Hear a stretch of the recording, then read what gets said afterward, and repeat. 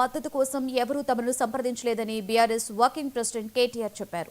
బీసీల విషయంలో చిత్తశుద్ది ఉందన్న సీఎం రేవంత్ రెడ్డి ఉపరాష్ట్రపతి అభ్యర్థిగా బీసీ వ్యక్తిని ఎందుకు నిలబెట్టలేదని ప్రశ్నించారు.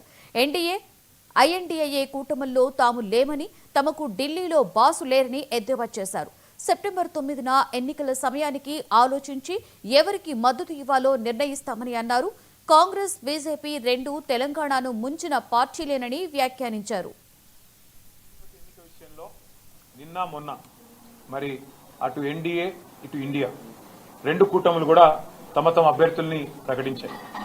కానీ మీకు నేను గుర్తు చేస్తా ఉన్నా, బీఆర్ఎస్ అనేది సర్వస్వతంత్రమైన పార్టీ. మాకు ఢిల్లీలో బాసులు ఎవరు లేరు.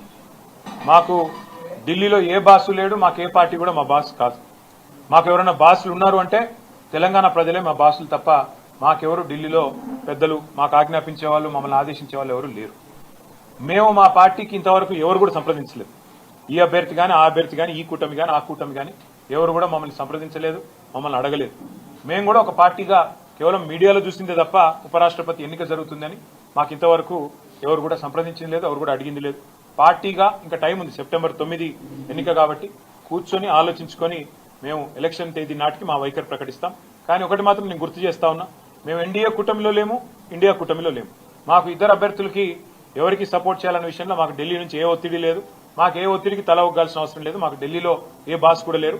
మేము తెలంగాణ ప్రజల మూడుకు అనుగుణంగా, తెలంగాణ ప్రజల ఆకాంక్షలకు అనుగుణంగా, ఇక్కడ ప్రజల ప్రయోజనాలకు అనుగుణంగా, రాష్ట్ర ప్రజల ప్రయోజనాలకు అనుగుణంగా ఏ నిర్ణయమైనా తీసుకుంటాం తప్ప మేము ప్రస్తుతానికైతే ఏ నిర్ణయం కూడా తీసుకోవాలి.